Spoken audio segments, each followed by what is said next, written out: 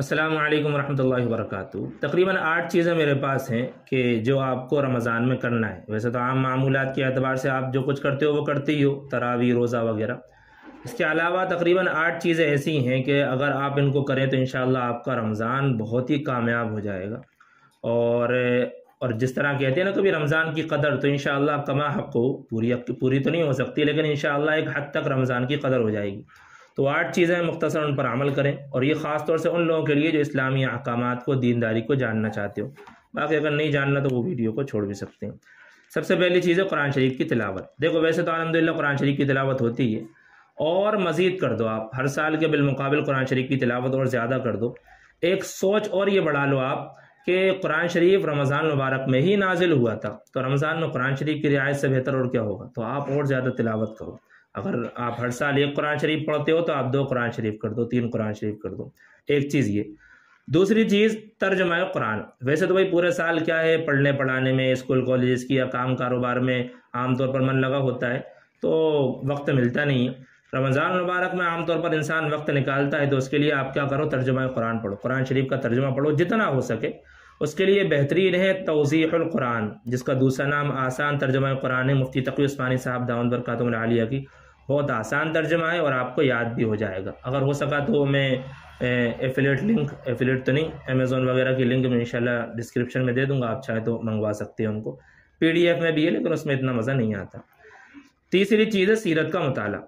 رمضان مبارک کا مہینہ ہو یا قرآن شریف ہو، یہ ساری کی ساری چیزیں ہمیں آپ صلی اللہ علیہ وسلم کے ہی رحمت کے فضل سے ہمیں ملی ہیں اور آپ کی صدقے میں ملی ہیں۔ تو آپ علیہ وسلم کی سیرت کے بارے میں معلوم ہوگا، آپ علیہ وسلم کی ذات، آپ کے حالات کیا تھے، تاکہ ہم خود بھی سمجھ سکیں، دوسرے مسلمانوں کو سمجھا سکیں، اور مسلمانوں کے علاوہ دیگر قوموں کو بھی سمجھا سکیں۔ تو بہت بہترین موقع ہے، سیرت کا مطالعہ کرو۔ اس کے لیے سب سے بہترین کتاب ہے سیرت المصطفیٰ۔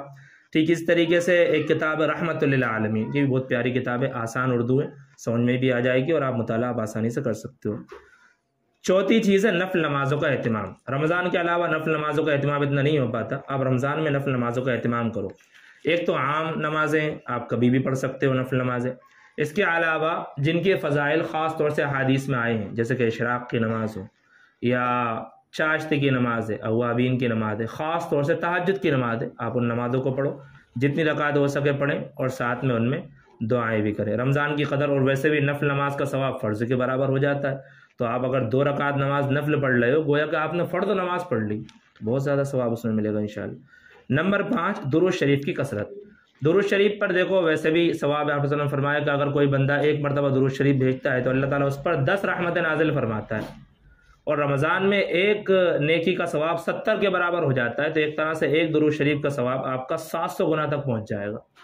اور ویسے بھی آپ علیہ وسلم کی زیارت میں آنے کی بشارتیں ہیں، یا پھر قیامت کے دن آپ علیہ وسلم کی سفارشیں پانے کی بشارتیں ہیں، تو فائدے درود شریف کی کثرت کریں۔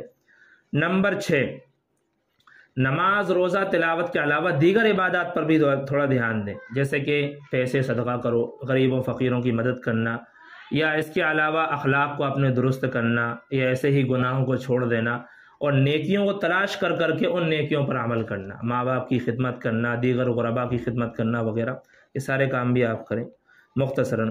ٹھیک اسی طریقے سے نمبر 7 ذکر کی کثرت۔ ذکر آپ کرو، تسبیحات جیسے ہم کرتے ہیں بھائی، سبحان اللہ، الحمدللہ، ولا الہ وغیرہ، یہ پڑھتے ہیں ہم الگ الگ 33 34 مرتبہ پڑھتے ہیں، یہ ایسے ہی تیسرا کلمہ آپ پڑھ سکتے ہو۔ درود شریف کی کثرت آپ، جیسے کہ ہم نے پہلے ہی بتایا، تو ذکر کی کثرت آپ خوب کرو، تو انشاءاللہ ان 7-8 چیزوں سے آپ کو بہت زیادہ فائدہ ہوگا۔